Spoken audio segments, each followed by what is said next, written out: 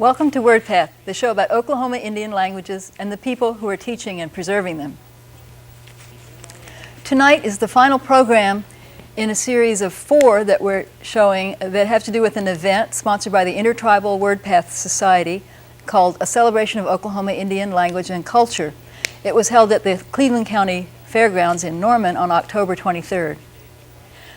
The purpose of the event was to make the public more aware of the importance of Indian language to traditional Indian culture.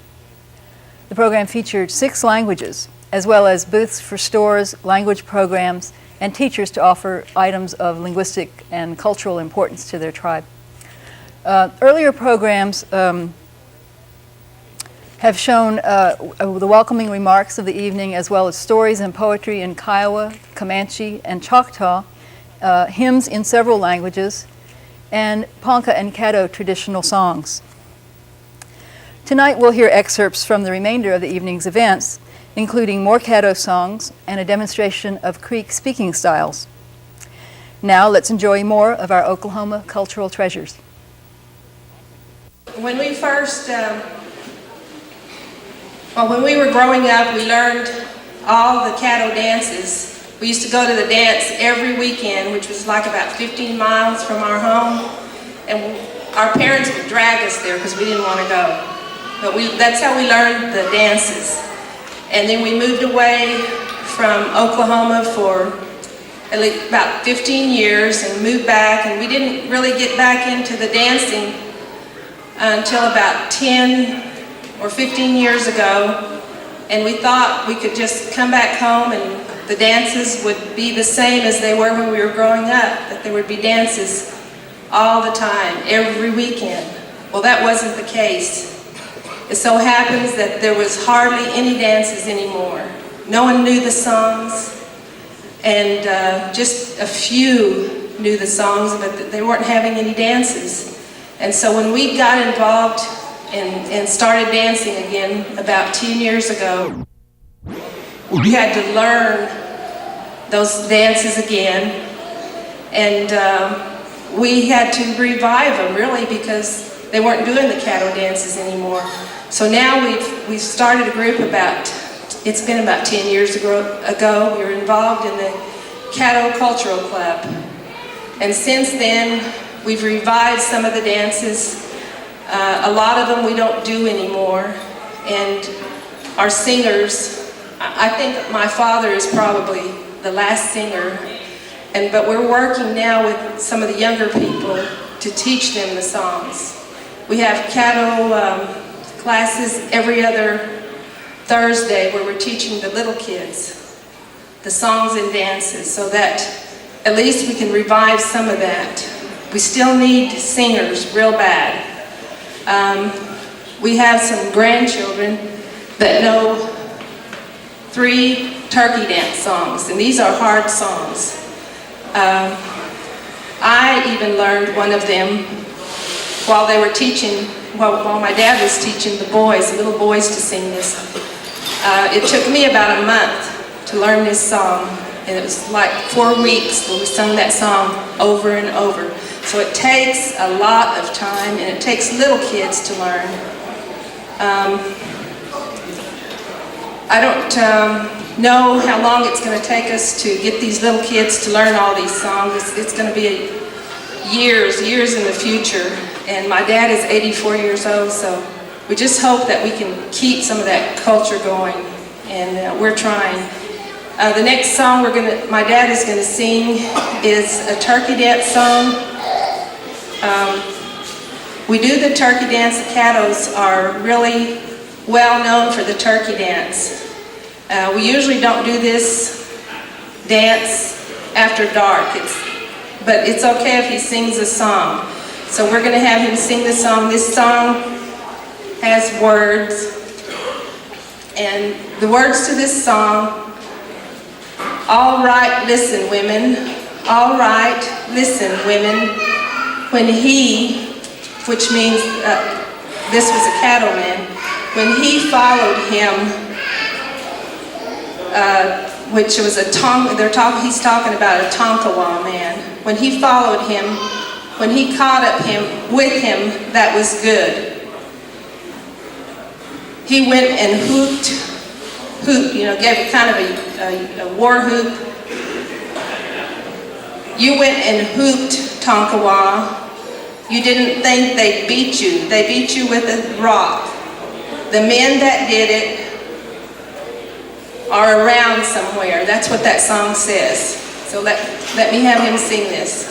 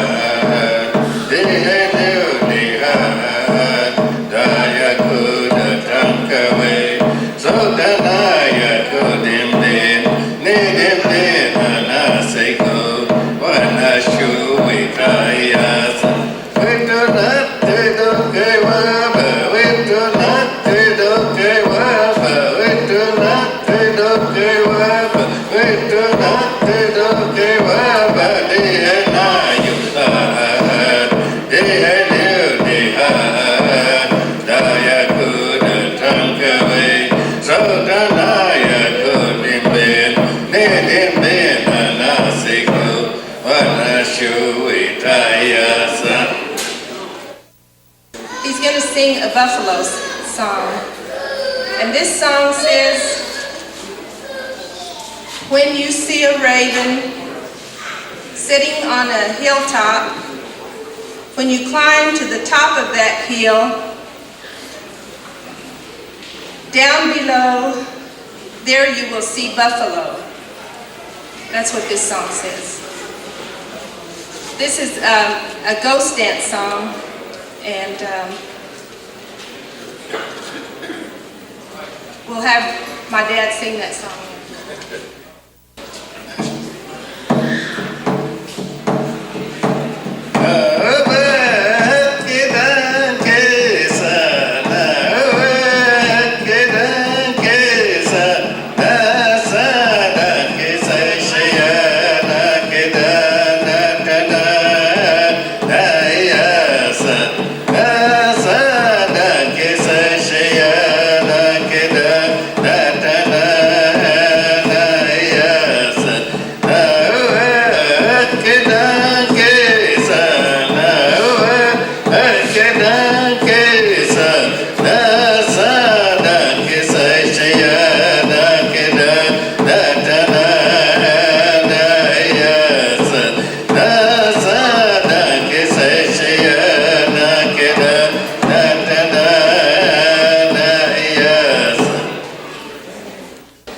He's going to sing another one. It's called The Eagle.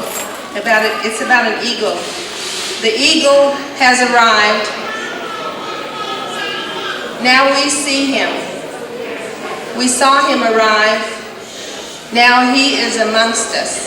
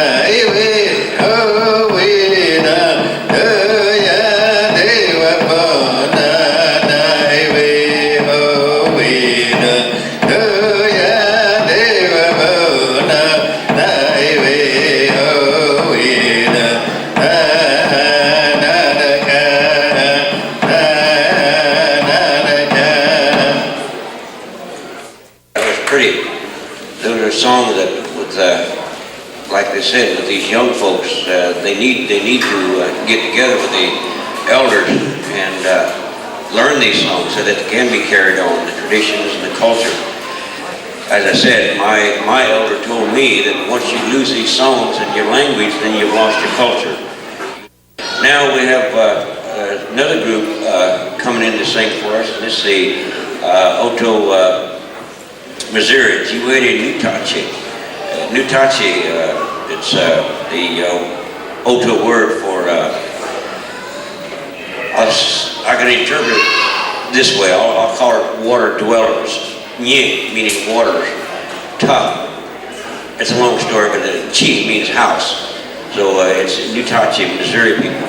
And the first song they're going to sing is, or we're going to sing, is, it's called, well, it's not called anything, but the words say, let's dance together. Let's dance together. God made it that way.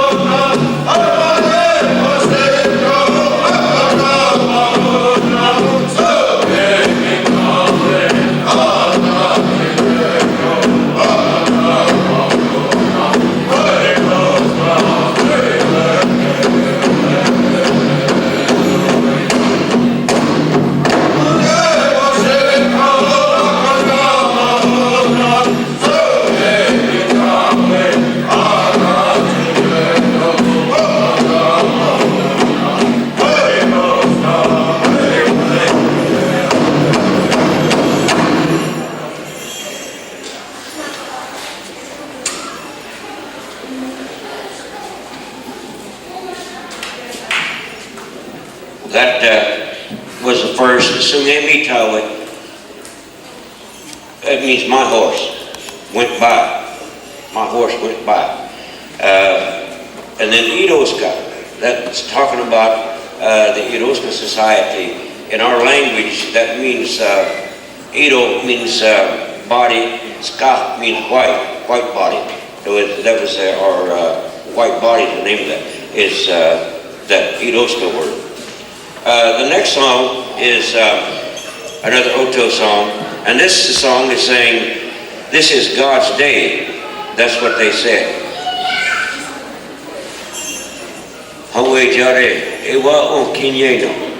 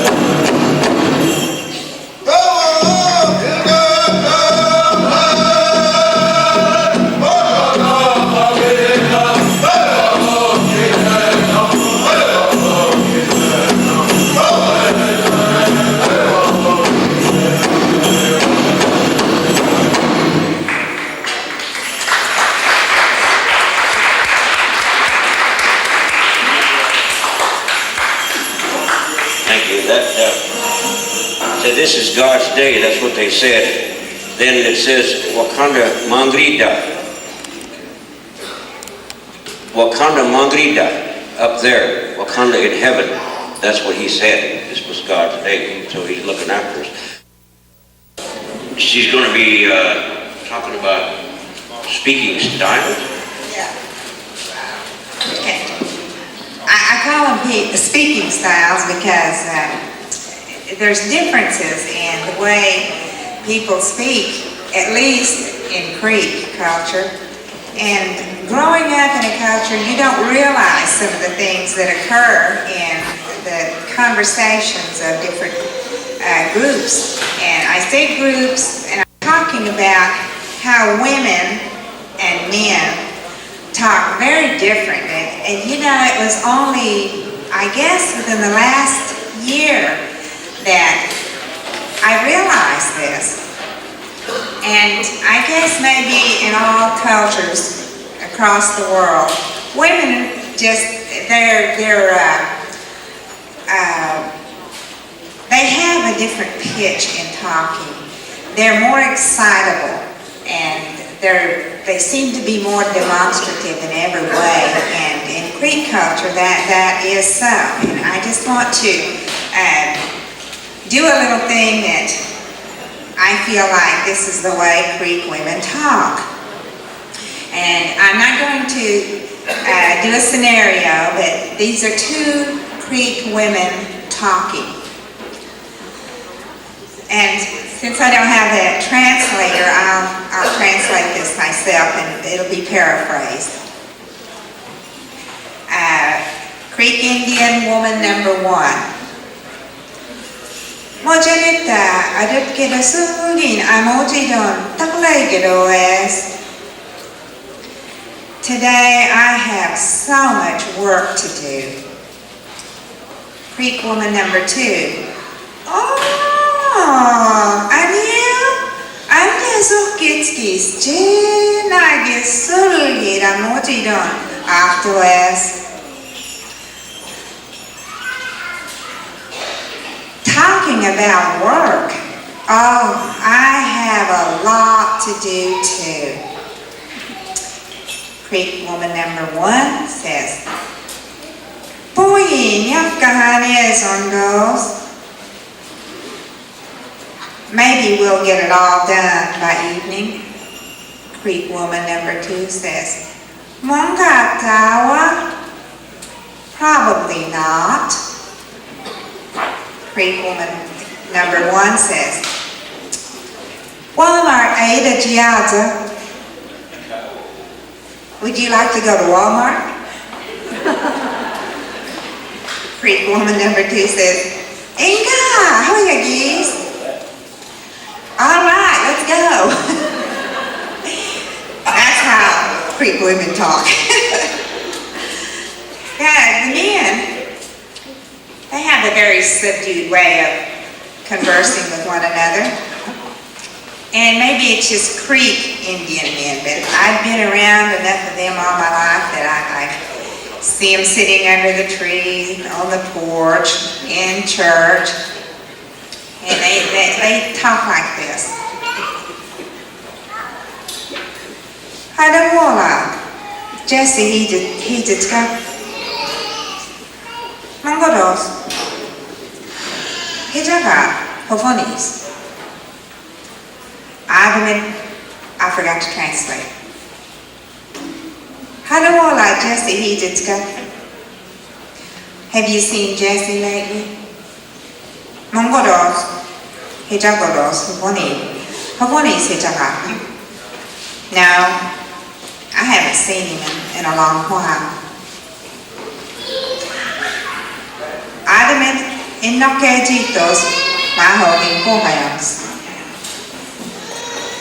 He was hurt in a car accident. Inapkedojogon Fawakit Hadi, Osidoas, Mahogans. They said he was in the hospital for quite a while, but he's out now. Oh, Moeed. Oh, really? Moeed Gaged, Okoyams. Yes. That's what they said. Do you see the difference? If it had been two women and they said, one of them would say, oh, ahora me din unos quesitos más jomas. Oh, muy. So our men and women do talk very different. And tonight I'm going to do another style of talking that I hadn't really thought about. And I'm not a ceremonial person or a traditional person. I don't know very much about the ceremonial grounds, except that I have attended enough to know that when the speaker of the grounds walks out and welcomes everybody, it sounds like this, and they get a reply from the group of people. And I'm going to talk about the event tonight and how it came about and that kind of thing. And it sounds like this. Hayu ini domkalget poliahis maget okhoyan geneta huile jiangan maneta lagedon hayu in yejada boget poleduis che. Everybody goes, oh, something like that. So these styles of talking, when you're in the culture, you just don't realize the differences. That if you pay attention to your language and how it's presented, I think that you'll find that there are differences like this. And I just wanted to let you know that I really enjoy my language, and I'm beginning to observe and see what does go on. And I'm sure that there are other ways and styles of speaking, and I'm going to be listening. Thank you. So we're going to go ahead and start singing. If you want to go ahead and start dancing, ladies join in, men join in. Just enjoy yourself, and you can dance and get up and see the stands, or go out and eat something, come back in and dance.